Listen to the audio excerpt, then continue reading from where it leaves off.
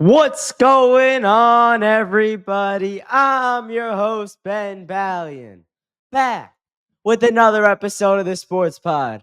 And today, I'm going to recap what was the 2024 New York Mets. What a season, first off. Ended in the NLCS better than anybody thought. All the gimmicks, OMG, the fun, ends in a disappointing way. I'll get into all of it on the other side of the intro. Hit it. DiVincenzo at three. Bang! Bang! Got the wall. He jumps. It's gone. He did it. He did it. Pete Alonso with the most memorable home run of his career. All right, getting into the episode. Man, this is a bittersweet one. I thought the Mets had what it took to beat the Dodgers and go on and win the World Series. But I was wrong. The Dodgers thoroughly outplayed the Mets in that LCS. And I tip my cap to the Dodgers. But these media outlets, Fox and ESPN, they have made that series so unenjoyable to watch.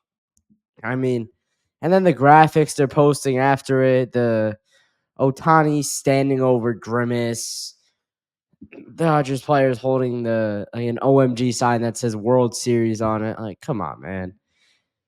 Nobody else, none of the other teams were mocked like this. It doesn't make sense to me. Why the Mets are catching so much hate for being eliminated when, let's be honest, they weren't the best team in the playoffs.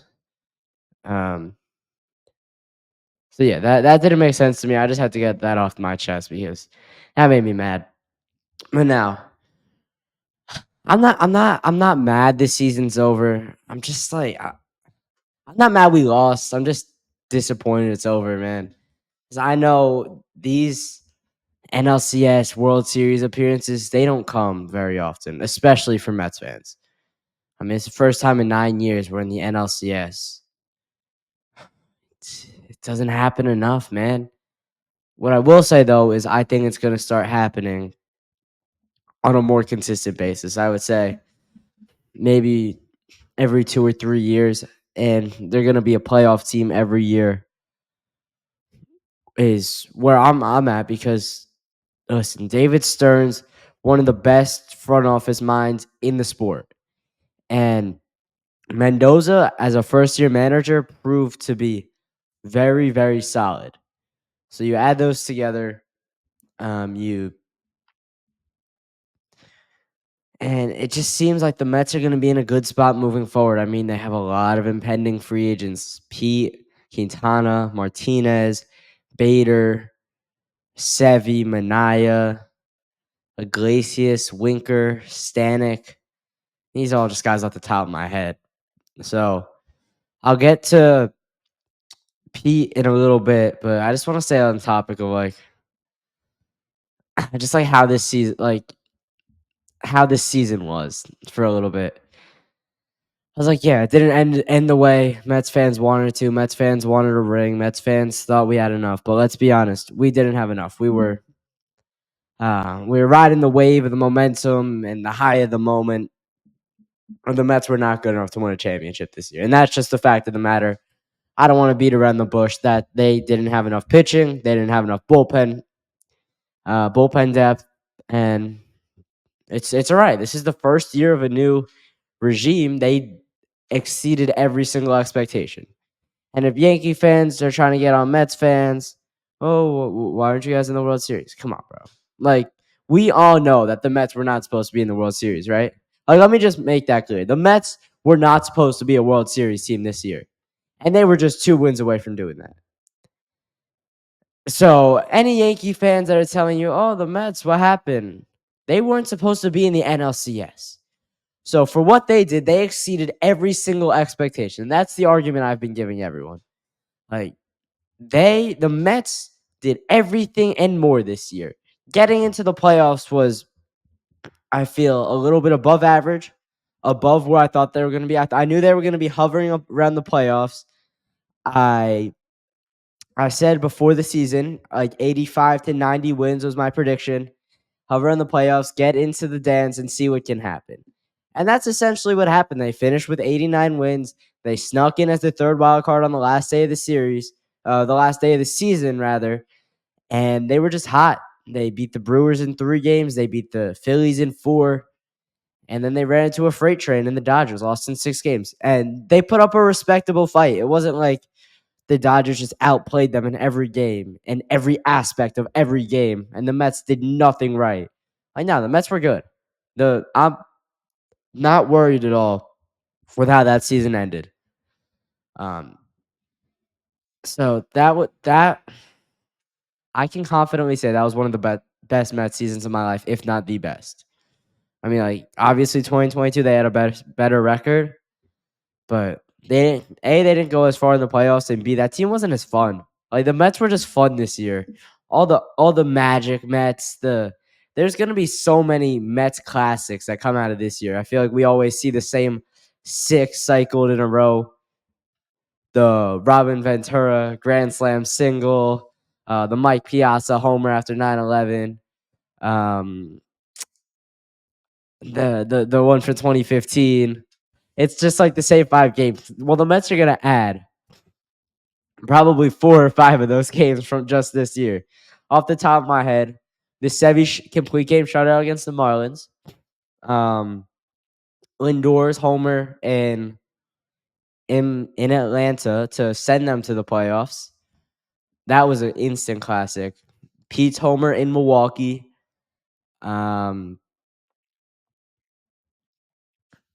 What else? There's more. Maybe their first win of the season, back to 0-5, had to come back and walk that game off hitless through 7. That could be one. I mean, there's just like endless possibilities. And then it could be a Vientos walk-off, the Winker walk-off, Alvarez walk-off, Martinez walk-off. There's just a ton of magic that came from this year. And I'm sad it's over, man. It was a lot of fun. But here's what it is. We got Knicks Hoops starting up tomorrow. And I'm hyped, man. Knicks' most anticipated season in 20 years. Cat, the big bodega. I'll have another episode coming out tomorrow, NBA preview. Let's get back to these Mets and detail my priorities for this offseason. Number 1 priority, bullpen starting rotation. I'm going to go starting rotation as the number 1 priority. Let's be honest. I don't think Juan Soto's leaving the Yankees. And I'm just keeping it real with you. You know I always do. After they go to the World Series, I think it is highly unlikely that Juan Soto will leave the Bronx to come across town and play in Queens. And that's just the fact of the matter. It's not because we're the LOL Mets and the Mets are never going to win anything. It's just the same old Mets. I just think the Bronx is taking him in. He's loved the Bronx so far, and they're going to the World Series. So it is what it is. So this, my number 1 priority, bullpen. Corbin Burnes is going to be a free agent. Max Fried, Sean Manaea, Luis Severino, Jose Quintana. What I want for the rotation, I want Corbin Burnes, Manaea, and Sevy. That would give you number 1, Burnes. Number 2, Senga. Number 3, Manaea. Number 4, Sevy. And number 5, David Peterson. And if Jose Quintana's cheap, you could bring him in also. And David Peterson can go to the bullpen. But like David Peterson as a 5th starter, if he can replicate what he did this year, would be disgusting. That it's going to be the 5 aces again.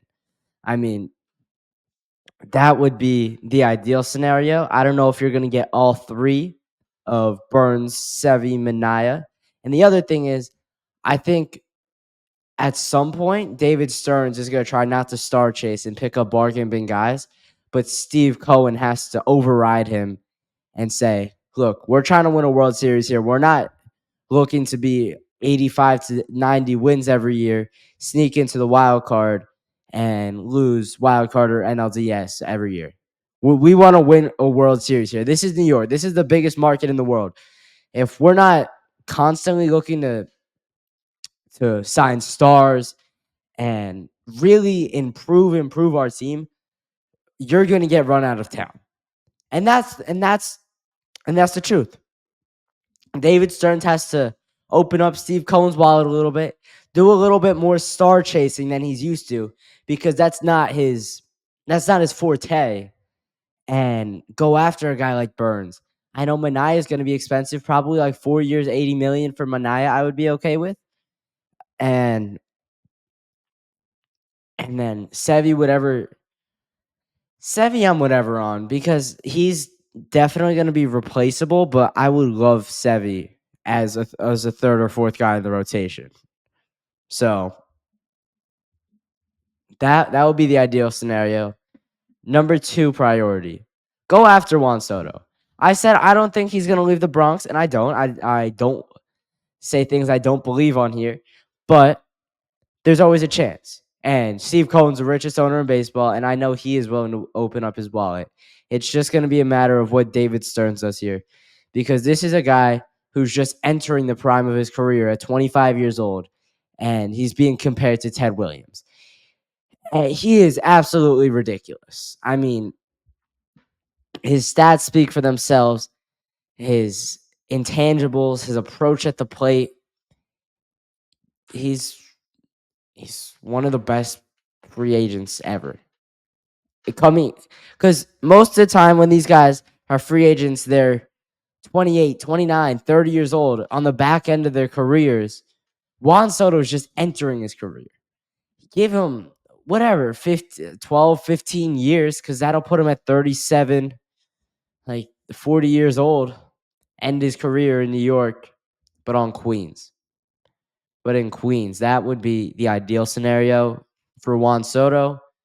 But who knows if it's going to play out like that. I don't think it does. I think the Yankees get him. I don't know if he takes a hometown discount with the Yankees, or if Brian Cashman is going to man up and just give Soto what he wants. Because, I mean, this is a generational talent. This is the generational Juan Soto. And like I said, one of the best free agents ever. All right, number 3 priority. Sharpen up the bullpen.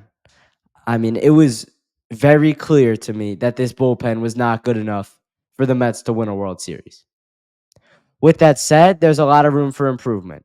You had Edwin Diaz, Daniel Nunez, Reed Garrett coming back next year. David Peterson might be a guy out of the bullpen for a full season. I would love to bring back a guy like Ryan Stanek. I don't know how much he's going to cost, so he might be a little expensive for a reliever. But at the end of the day, I trust David Stearns with the bullpen. This is one of the things he's done very well. He's had Josh Hader, Devin Williams, Trevor McGill, a bunch of top-end bullpen guys in Milwaukee. So here's a scenario where I think Steve Cohen should just let David Stearns run wild and sign whatever bullpen guys he thinks and not really step in too much. But Stanek would be a top priority for the bullpen, I think. All right, number 4 priority. Pete Alonso, you got to make your decision. Do you want to bring him back, or do you want to let him walk? What I think is going to happen is he's going to test the open market. Either someone's going to overpay for him, or he's going to circle back around looking for a cheaper contract, and that's where the Mets can swoop in and steal him on maybe like a 3-year, $40 million deal, which isn't too expensive. Like after they were offering him like $150 million a couple years ago. So that's where I think Pete Alonso's at, but I have a feeling someone's going to overpay for him now after what he did in the playoffs with those clutch homers and just a lot of big-time hits in the playoffs. All right, number 4, and this is the final one.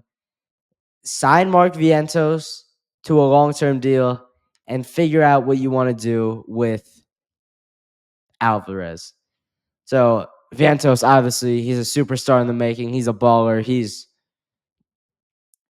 the real deal. I think you got to give him, I don't know, 9, 10 years at $150 million, almost what the Braves do to all their young guys, and then it's a cheap deal in 4 or 5 years. But for Alvarez, on the other hand, do you want to let him play another year? Do you want to see what he still has after he struggled late in the season? I know he turned it on the last 2 games, but for the majority of that second half, he was not hitting the ball well. I think the Mets will end up keeping Alvarez, but I don't think this is the winter to extend him long term. All right, what a Mets season. Sad that it's over. Happy that it happened. Got to give Francisco Lindor the captain's patch this offseason. That would be awesome. Um, for Jesse Winker, I would like to bring him back. I think he wants to be back. I don't know what his contract situation is going to look like, though. And he's a guy that'll bounce around. He'll be a role player. He'll get traded a bunch of times. So if we don't sign him in the offseason and we throw that money at Soto or Corbin Burns or Max Fried or whoever, I could see Winker being back as another trade deadline acquisition. And with Jose Iglesias, I don't know. I don't know what kind of contract he's going to want. It's a little unknown for me. But if it's cheap enough, I would love to bring him back. Just his vibe, his energy in the clubhouse is huge. JD Martinez, see you later. I want you out of New York and away from New York as far as possible. Phil Maton, you can leave also. Nobody wants to see you here. All right, that's going to do it for this episode. Make sure you follow and check out all my socials linked down below. And make sure you keep it locked with the Sports Pod.